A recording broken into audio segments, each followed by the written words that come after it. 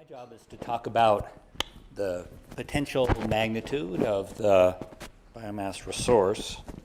And in order to do that, I want to introduce three concepts, and I want to talk about four numbers. The concepts are ones that I think underpin a whole bunch of the material that we're talking about here over this whole week. The first is that as much as we talk about a 2 or a well below 2 or a 1.5 degree ultimate target for limiting warming, we really don't know what the target should be. The way I think about it is that the UN Framework Convention really eloquently captures the goal of tackling the climate challenge as preventing dangerous anthropogenic interference with the climate system. It's something we've probably already done. And what we know is that the risks of future damages rise rapidly with the amount of warming that already occurs. But we don't really know whether ultimately the best possible outcome or the most realistic outcome is only stabilizing at 1.1 to 2.2 or some number that's substantially higher than that.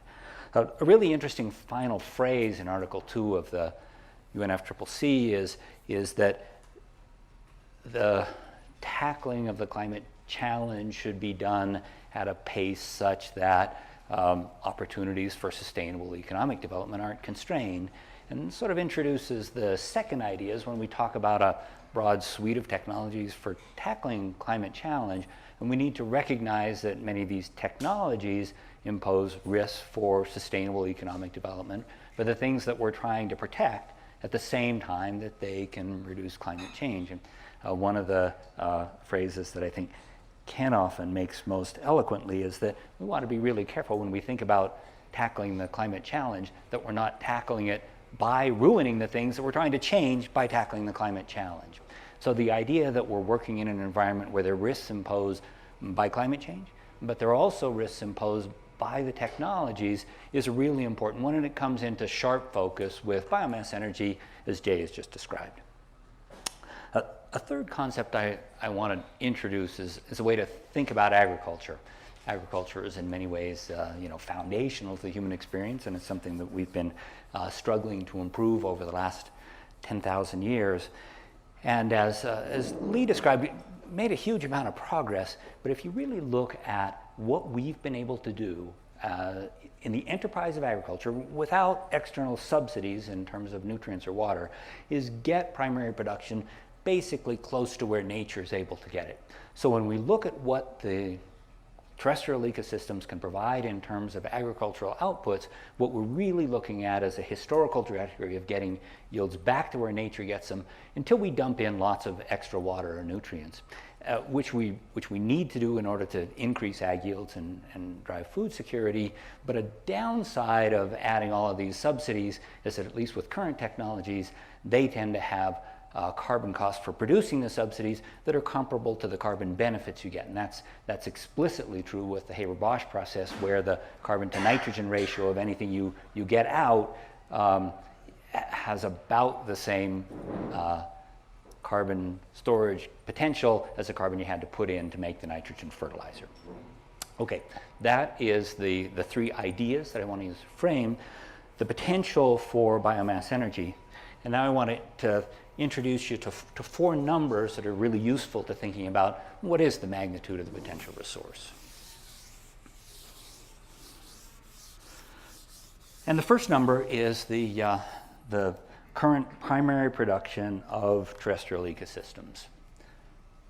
Geez, it's about 56 petagrams of carbon per year. That's a really big number. That number is about 3 to 4 times the size of the current primary energy system if you convert that amount of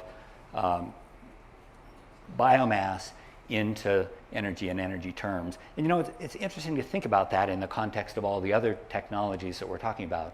The solar resource is many thousands of times the size of the energy system. The wind resource is hundreds of times the size of the energy system.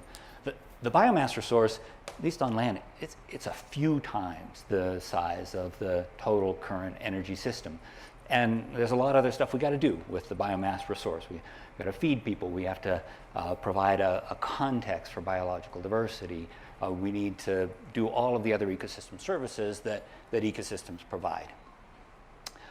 The second number that I want to talk about is 18 petagrams of carbon per year. And that's the potential primary production from all of the world's current croplands and grazing lands. It's about 4.5 billion hectares. And these are all the lands that we use to get current food, to support current grazers, to do everything that really sustains the human condition. And depending on how you do the calculation, the total energy content of these might be on the order of 300 exajoules per year. And in any kind of a reasonable harvest system, just speaking in very rough terms, the way plants grow, kind of half's under the ground and half's above the ground. If you get the half that's above the ground and you convert that with 50% efficiency into energy, you'd be looking at being able to harvest 1/4 of the total energy. So you might be looking at something like 75 exajoules, 100 exajoules maybe being available from these lands if you didn't have to use them for growing food or meat. The third number I want to talk about is the land area. And currently we use about 4.5 billion hectares for growing crops. It's about 1.5 billion for crops and about 3 billion for grazing. And if you say, well, how much land is there that might potentially be available that we're not already using for nature, for grazing, or for crops, that number is probably on the order of 500 million hectares. And if you look at the energy resources that might be gathered from that, it's certainly on the order of tens of exajoules. It might be on the order of 30 to 50 exajoules per year. And then the fourth number that I want people to think about is the quantity of energy that the integrated assessment models are suggesting market forces would drive into BECCS in the kind of constraints that Jay's just talked about.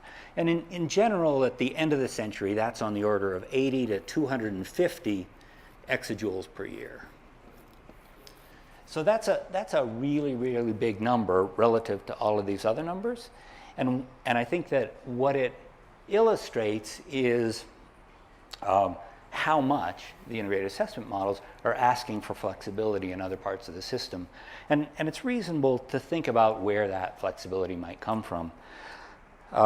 One place it might come from is increasing ag yields, as Jay has already described, and I think there is tremendous potential there, but we need to remember that in the context of the third concept I discussed, that most of our experience with increasing ag yields above the levels that we're already talking about here is that you need to use expensive subsidies in order to do that. So you don't get a win for the climate.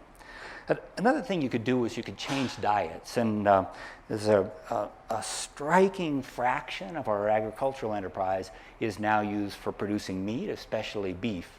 And if you were to say, well, where's the single largest opportunity in the way we currently use land?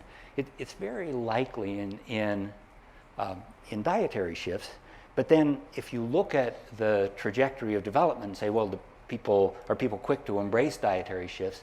The general pattern is that preference for meat is even more strongly associated with per capita GDP than energy emissions are. And so the idea that there is a magic wand to be waved that allows people to switch these increasing preferences for meat is far from clear, but there may be some potential there. And then just to close, let me come back to this idea of the 56 petagrams per year representing only a few times the magnitude of the current global energy system. Both Lee and Jay talked about amazing opportunities with biomass energy where we have the potential to use biomass to do things that you can't do with any of the other technologies we've described. There's the potential for high quality, high energy density liquid fuels. There's the potential to drive negative emissions at very low cost. But there's also a profound constraint on the total amount of material that's available, and a series of profoundly important risks to the things that we're trying to protect with everything we're talking about in the sphere of addressing climate change. And so I think more than any of the other technologies that are under consideration in this whole meeting, we need to be smart and thoughtful about the utilization of biomass so that this really precious and limited resource gets used in a way that makes sense. Thanks so much.